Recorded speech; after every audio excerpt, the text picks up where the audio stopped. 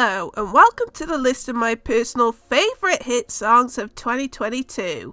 You know, when I first thought about making this best list, I was actually kind of worried that I was going to struggle to fill a whole top 10 list. But thankfully, after actually shortlisting all the potential candidates, all my fears were for nothing, which is a nice relief.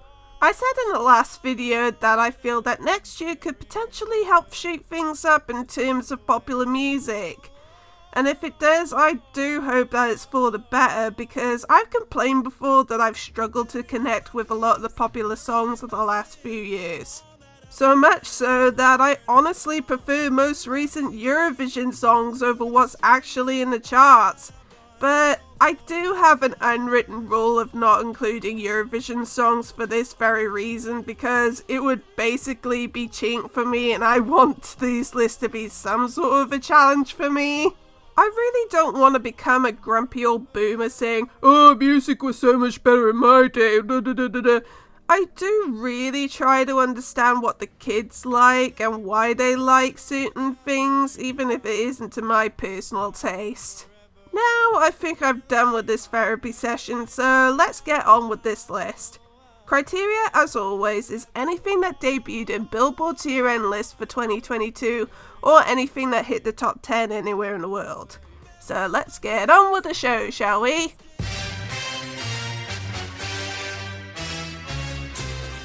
Vedi, ci sono dei ricordi che mi devi. Yes, it's once again time for me to talk about my favourite Italian band that only I seem to care about outside of Italy. They dropped a new album just a few weeks ago, and unsurprisingly, it's very, very good. And it has some of the band's best lyrics to date. Well, if you're interested in translating them anyways. And this song in particular is one of the strongest lyrically. It's basically a love song that really tugs at the heartstrings. And there's one line in particular which, in context of the music video, just completely destroys me emotionally. The video has an elderly couple with flashbacks of their youth, and the line goes, "Hold my hand and you hold my soul, and even if you don't know who I am, never let it go," which, oh fuck! That particular line just makes me think of the flash forward parts of The Notebook, which, spoiler alert, one of them has Alzheimer's and the other's trying to help them bring back the memories that they have together. Oh, god damn it, Ricardo, why did you have to hit me right in the feels like this?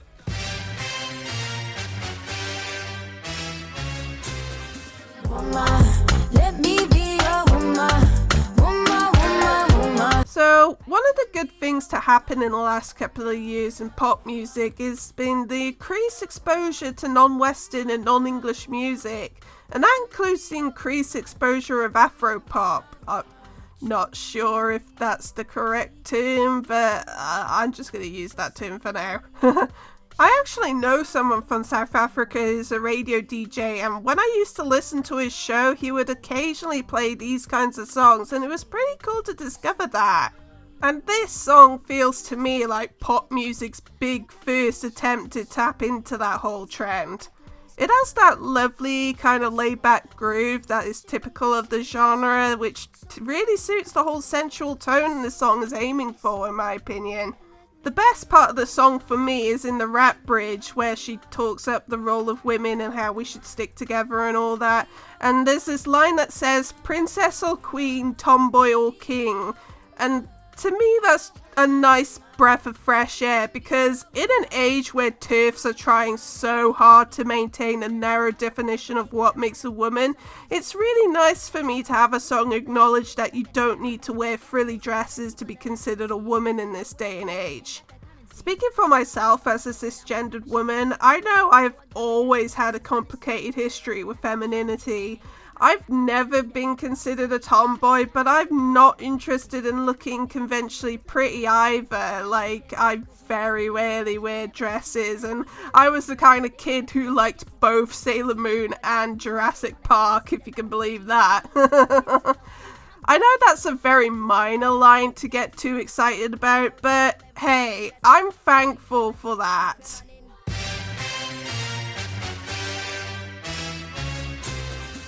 'Cause sometimes I look in her eyes and that's where Okay, so I've said before that I have an almost unhealthy soft spot for sad boy ballads, and I'm probably the only person who actually does. While yes, it's worth making fun of the fake sensitive male manipulator type, it honestly does kind of annoy me when I see wannabe edgelords make fun of this kind of song on principle. Considering that suicide is the biggest killer of men under 50, we should be encouraging men to be more open about their feelings in a healthy way and not to be afraid of being vulnerable, and these idiots are unintentionally reinforcing the idea of toxic masculinity in my eyes. Okay, now I've got that rant out of the way. Yeah, this song is just a really heartbreaking piece about the struggle you have in moving on from a past relationship even though both parties are now seeing someone else. And I don't think he's trying to sound sympathetic here. It really does get across that this is a really complicated situation that no one wants to be involved in. Making a song where you're totally unsympathetic and still having people get behind the song is a really difficult skill to execute properly. And I do think that this song does so, given how many actually understood the lyrics and connected with it. It's really weird that this song is coming from the same guy behind Filthy Frank of all things. And despite his history, he's somehow managed to successfully transition into a legit musician. And now he's got an honest to God hit song. It really does go to show how multifaceted some people can be, doesn't it?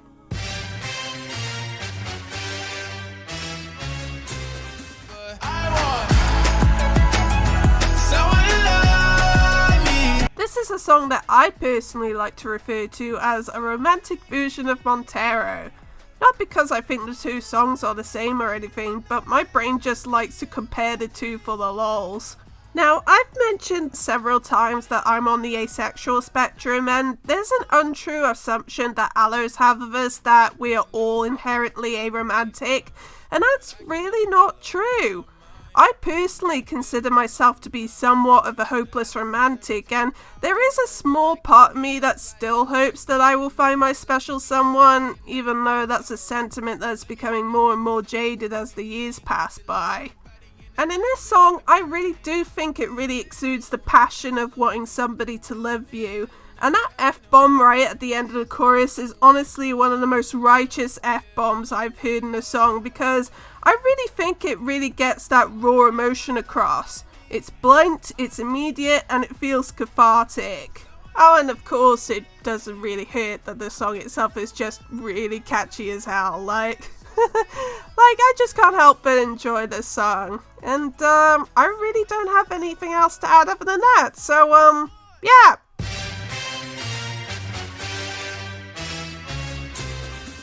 Something in the orange tells me we're not done. Okay, so in my worst list for the past 2 years, I've poked fun at how bad country music can be a lot of the time. And I guess this entry is my way of saying that criticism isn't entirely fair, because when it's good, man, can it hit you right in the feels. This song's lyrics illustrate the complicated feelings this guy has towards his partner when their relationship is on the brink of collapse, and he's not ready to give up just yet, but he knows deep down that she doesn't love him anymore, and it's just eating him up inside. And man, all the little details in the lyrics just paint a really sad picture. Like, you can really feel this guy's pain here. Speaking as someone who's fallen for people who haven't returned those feelings way too many goddamn times, it really friggin' sucks, and it's the main reason why I've become jaded towards romance lately. This song really caught me off guard, as I never expected a song like this to gain enough traction to actually make the year-end list. This is the kind of alternative country song that you only hear from country music nerds, but hey, at the end of the day, it doesn't matter how. In a year like 2022, I will take the W's wherever I can get them.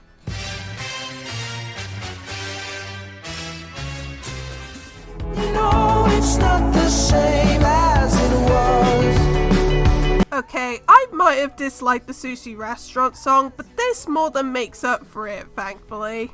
There's something really nostalgic about that synth riff. Like, it sounds like it came from the early 80s to me, like something from an Altered Images song or something. The song is about struggling to move on from the past and realizing that things quite aren't the same anymore. There's an interview that explained that the song was partly inspired by the pandemic, and yeah, I think all of us can agree that ever since that horrible thing happened, nothing will truly be the way it was back in the before times. I know personally I had to move back to the UK during the pandemic, which, yeah, it was about as fun as it sounds. But outside of that, I do connect with the struggles of lingering so much on the past that it completely distracts me from what I should be doing to better my future. I feel that I've been stuck in a deep rut for many years now, and I feel that I need to find a way to get out of it. Also, it might just be me who notices this, but there's something about that final chorus that feels like a giant release of emotion. It's like the final light bulb moment of realization that there's no point dwelling on the past. And oh boy, did I ever need it.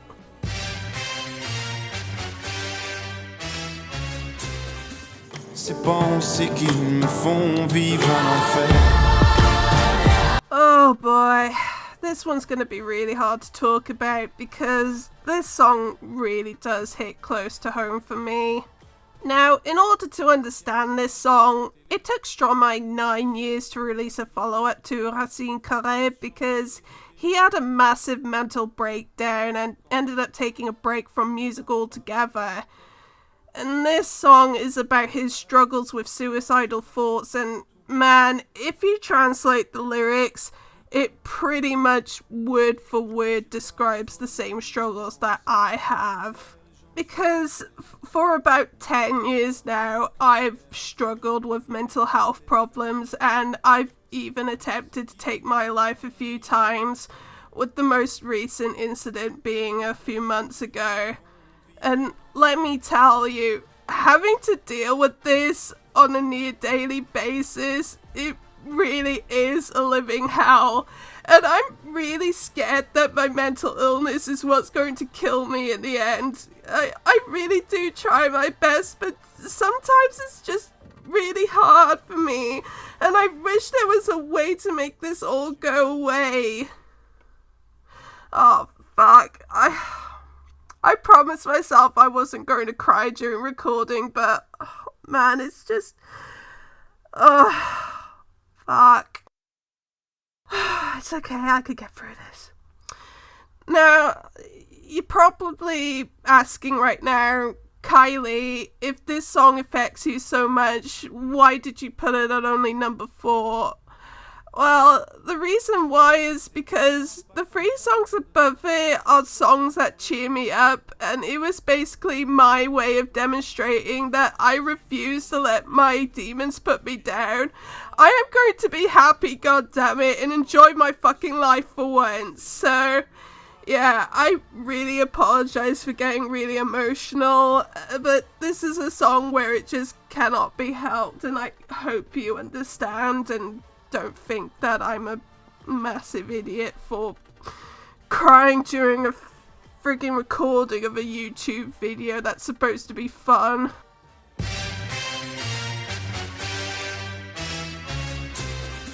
It's about damn time. Turn up the music. Let's celebrate. Ah, boy did this song feel timely. After being locked up in our houses for the last 2 years, in 2022 it felt like things mostly returned back to normal, and it was nice for me to be able to get out and about again.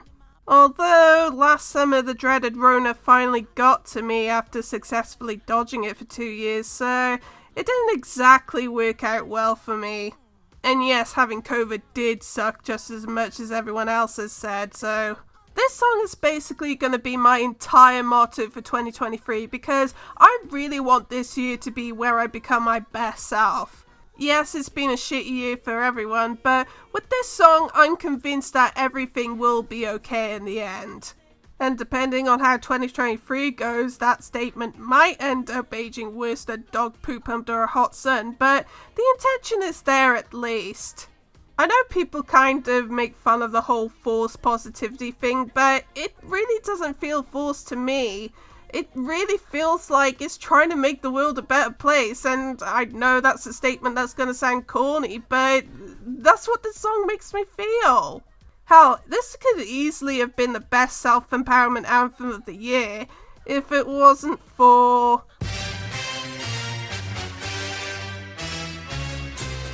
You won't break my soul. You won't break my soul. You won't break my... One of the biggest pleasant surprises for me in music this year was this song dropping and everyone going absolutely nuts that, holy shit, Beyonce went and dropped a house banger! And while house music has been spamming the UK charts over the past few years, I honestly couldn't tell a lot of them apart, but this song stood out by a country mile, mostly because it actually brought a raw soul edge that gave it so much more impact. Now, I've seen some people get legitimately angry about this song and saying that, oh, how dare this billionaire cosplay as an ordinary person who quit their crappy job, how offensive, blah blah blah blah blah blah. And all I can say in response is that those people are chronically online and seriously need to get outside and touch some grass. In a year as brutal as 2022 was, you can bet your ass that I needed a song like this to help uplift me and tell the world that it's not going to break me, if out of spite more than anything. And apologies for diving back into the corny lines, but I felt that as a society we collectively needed a song like this. But despite all that, there was still one song that I liked just a little bit more, and we'll eventually get to it. But now's about that time for us to get into the honourable mentions, and I have to say that after 3 consecutive best lists where I had to do a credit score because there were way too many songs to mention, it's nice that I actually have a suitable number of songs to be able to do individual honourable mentions this time around. I got my head out the sunroof. I'm blasting our favorite tunes. I only got... Hey, I like this song, shut up! And if you wonder if I hate you, The chorus is great, the rest of the song kinda loses me a bit. Y solo mírame con ese ojito lindo. I think if all of us had to put money on which artist was gonna own 2022, I don't think anyone would have guessed Bad Bunny of all people. I didn't like all the songs that became hits from this album, but this one is a nice romantic song with a good vibe for me. All I do is sit around and wait for better days. Yeah, hard relate to this song. do you ever get a little bit tired of life? Like you're not really happy, but you don't. Another hashtag relatable song that I wish grabbed me more than it actually did. The baddest of them all. Do you wanna dance, baby? I kind of overplayed this throughout the summer, but I thought this was a nice little song.